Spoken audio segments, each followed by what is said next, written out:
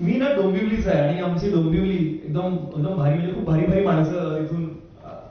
येतातच आणि आपल्या पुढ्यातच असे आहेत आणि ज्या इन्स्टिट्यूट मध्ये आपण आहोत तुम्ही आला असाल बघा खाली आल्या आल्या एकदम जबरदस्त असं pleasurable at the same time professional तुम्हाला इन्स्टिट्यूशन जे दिसलं ते IISM मला वाटतं स्पोर्ट्स मॅनेजमेंट आपल्या इथे ना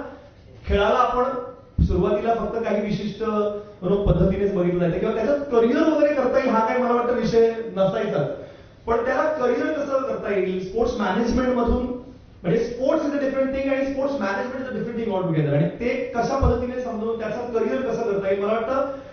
सुरुवातीला सर आपणच डिग्री देण्याचं काम मला वाटतं आपल्या इन्स्टिट्यूशन सुरू केलंय स्पोर्ट्स मॅनेजमेंट मध्ये अच्छा निलेश कुलकर्णी सरांना मी स्टेजवर येण्याची विनंती करतो की सर आपण सगळे आपल्या उद्योजकांना मार्गदर्शन करायचे जोरदार टाळ्या निलेश कुलकर्णी सर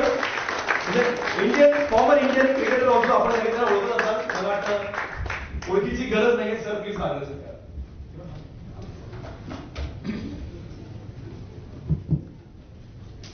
नमस्कार माझ्या उंचीमुळे मी या माईकवर नाही या माईकवर बोलतोय आता मला सतत एअर इंडियाचा महाराज झाल्याचा फील होतो तर थोडं कम्फर्टेबल राहण्यासाठी मी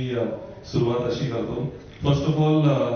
वेलकम IISM मध्ये तुमचं सगळ्यांचं स्वागत आहे नमस्कार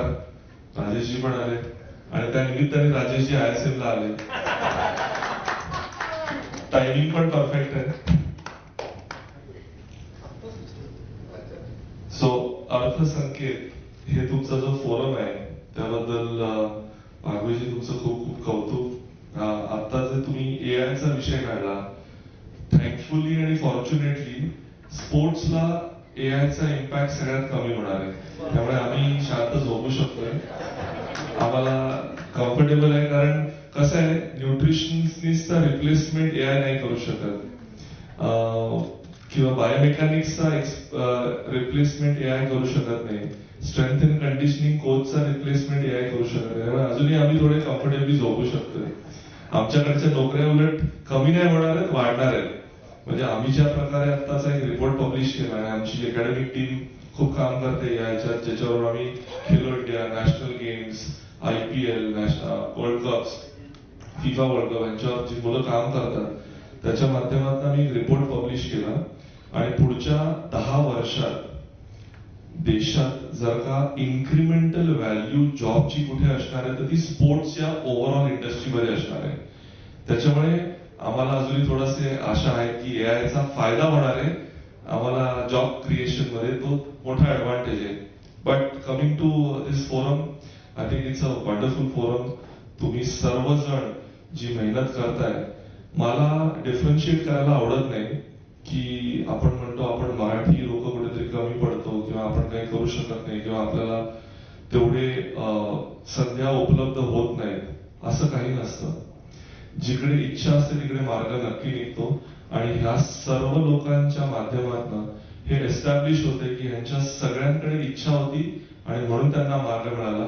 त्याच्यामुळे तुम्ही जे उद्याचे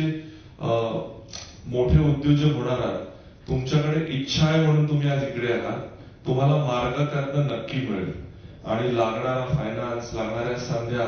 लागणारं नेटवर्किंग हे असे फोरम जेव्हा इकडे क्रिएट केले जातात त्याच्या माध्यमातून या 200%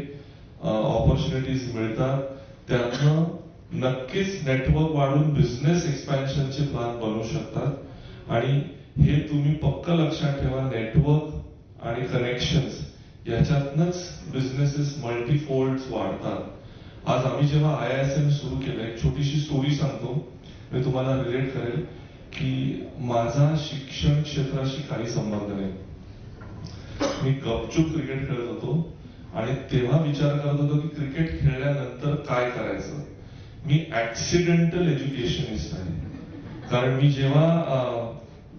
विजय पाटील माझे चांगले मित्र आहेत तर DY पाटीलला IPLच्या पहिल्या वर्षी मी आणि रसिका जेव्हा मी मॅच बघायला गेलो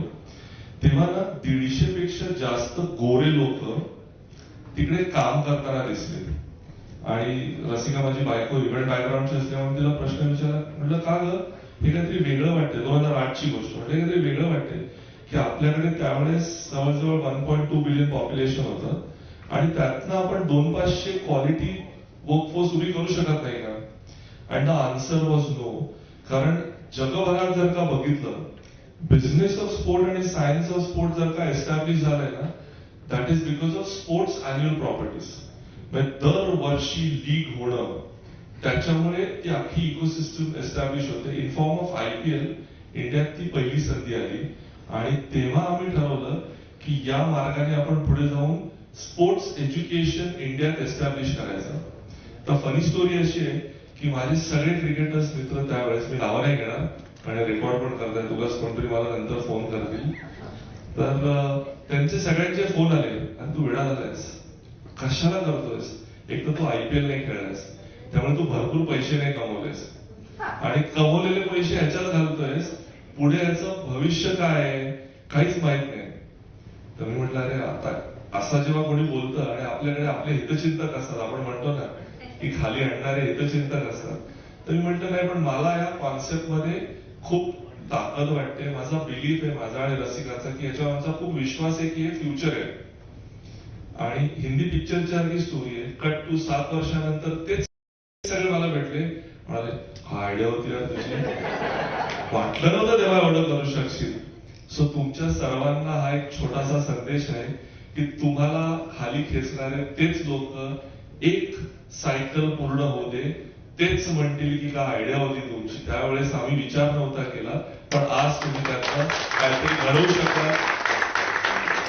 काहीतरी चांगलं करू शकला. So on behalf of IISM आणि आमच्या अख्ख्या टीम तर्फे सगळ्यांचं वेलकम. कमिटी मेंबर्सचे खूप खूप कौतुक, कारण तुम्ही असे उपक्रम करताय. आमच्याकडनं छोटासा हातभार की आम्ही तुम्हाला इकडे वेलकम करू शकलो. Wish you all the best सगळ्या अवॉर्ड विनर्सना, आणि मेक शुअर डिस्क्रिमिनेशन नको, पण आपण आपल्या मराठीचा झेंडा जगभरात एस्टॅब्लिश करू शकतो ही जिद्द ठेवली तर ते 100% शक्य होतं. Wishing you all the best to achieve excellence आणि all the power to you व तुमच्या सगळ्या उपक्रमांसाठी. Thank you once again for inviting me.